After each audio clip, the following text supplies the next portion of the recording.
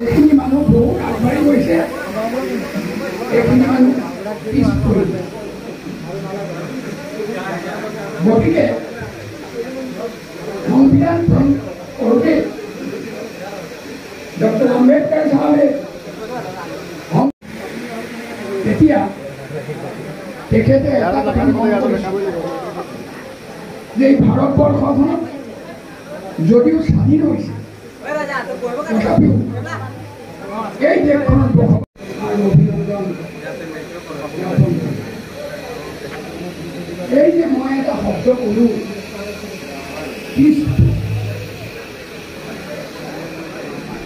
এই পিছপৰা শব্দটো যিটো অৰ্থ,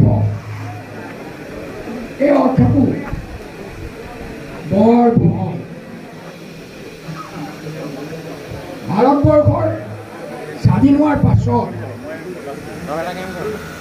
যেতিয়া, গতিকে মই বেছি দীঘলীয়া নকৰোঁ, আপোনালোকৰ সন্মিলনৰ জন্ম লগ্নৰ পৰা মই আপোনালোকৰ লগত আছোঁ। যিহেতু মোৰ গোটেই জীৱনটো মই পিছপৰা শ্ৰেণী নামতেই উৎসৰ্গা কৰিছোঁ। আপোনালোকৰ জ্ঞাতাৰ্থে জনাওঁ, 1959 চনৰ 3 জানুৱাৰী আমাৰ অন্যান্য পিছপৰা শ্ৰেণী সন্মিলন গঠন হৈছিল আৰু মই এই পিছপৰা সন্মিলনত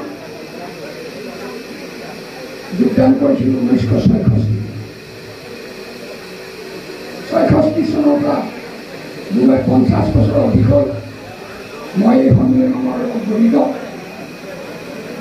আৰু মোৰ বয়সো 72 হ'ল। জীৱনৰ অধিকাংশ সময় মই দেখিছোঁ এনে এটা ধাৰণা মোৰ হৈছে যে ৰাইজে এনেকুৱা এটা ধাৰণা দিব বিচাৰে যে বঞ্চনা জনগোষ্ঠী পিছপৰা হিচাপে স্বীকৃত কৰিছে। এই 29টা জনগোষ্ঠীৰ ভিতৰত চাহ জনগোষ্ঠীসকলো অন্যতম।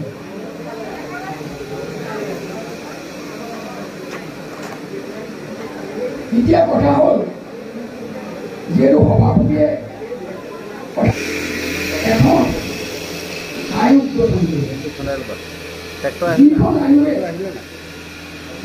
বিভিন্ন ঠাইত, ভাৰতবৰ্ষৰ বিভিন্ন ঠাইত ভ্ৰমণ কৰি চাব যে কোনখিনি মানুহ শৈক্ষিকভাৱে আৰু সামাজিকভাৱে অৰ্থনীতিৰ কথা কোৱা হয়। আমাৰ প্ৰতিষ্ঠা দিৱস বিষয়ে কিবা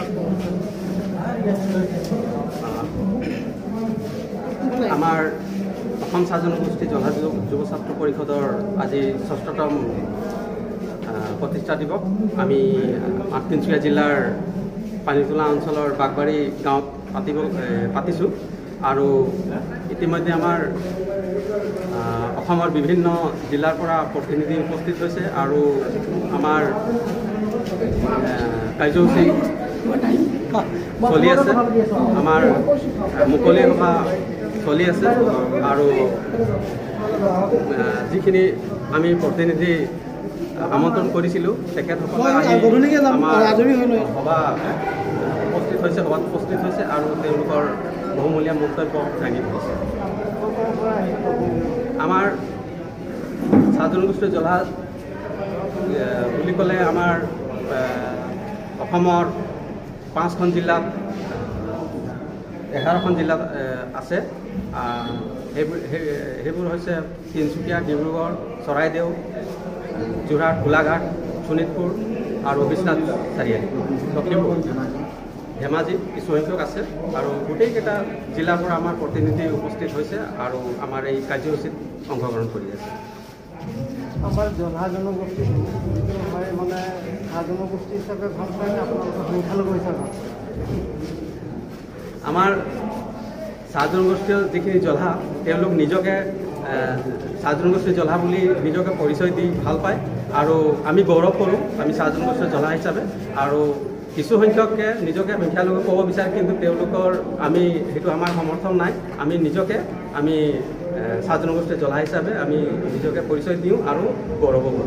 চাহ জনগোষ্ঠী জ্বলা সমাজটো আমাৰ চাহ জনগোষ্ঠী জাতীয় মহাসভাত অন্তৰ্ভুক্ত আছে নে নাই? আমি ইতিমধ্যে কেইবাবাৰ আমি চাহ জনগোষ্ঠীয় জাতীয় সভাৰ সভাপতি তেৰচুৱালা ডাঙৰীয়া তেওঁ সভাপতি হৈ তেখেতক আমি আমাৰ প্ৰতিনিধি হৈ আমি লগ কৰিছিলোঁ। তেখেতসকলে আমাক মৌখিকভাৱে জনাইছিল যে আমি অন্তৰ্ভুক্ত কৰিম, কিন্তু এইটো আমি ৰাজনৈতিক কাৰণ বুলিয়ে ভাবি পেলাই আমি বাধ্য হৈছোঁ। আমাক সেই তেওঁলোকৰ লিষ্টত আমাৰ জহাখিনিক অন্তৰ্ভুক্ত কৰিব বিচৰা নাই। হয়তো ৰাজনৈতিক কিবা কাৰণ থাকিব পাৰে, আমি সেইটো বিশেষ নাজানো। ধন্যবাদ। কেন্দ্ৰীয় প্ৰতিষ্ঠা দিৱসৰ বিষয়ে দুই এষাৰ জানিব বিচাৰিছোঁ। স্বাধীন ভাষাত ক'ব নেকি? पहला तो धन्यवाद जनाई हमनी के निमंत्रण रक्षा करके आई के हमनी के मीटिंग के प्रचार कर दिले। हमनी 2018 सन 26 আগষ্ট शिवसागर जिला MC क्लाबे के चाह जनगोष्ठी के अन्यतम जाति लगे जला जाति और जला जाति के उत्तरण के स्वार्थे आर्थ सामाजिक और सांस्कृतिक विकास के स्वार्थे हमनी युव संगठन जन्म दिल्लही। आज ओई संगठनटाके 6 বছর सम्पूर्ण हले और 6 বছর उपलक्षे हमें षष्ठ केंद्रीय प्रतिष्ठा दिवस उद्यापन उलह मालरे उद्यापन करली। आज हमनी के अनुष्ठान में हमनी के सब जिला के विषयबबिया आलो है और हमनी के आमंत्रण रक्षा करके विशेष के OBC के केंद्रीय समिति के सभापति आलो है और बहुत मूल्य परामर्श वक्तव्य हमनी के आगबढ़ाले। खातिर OBC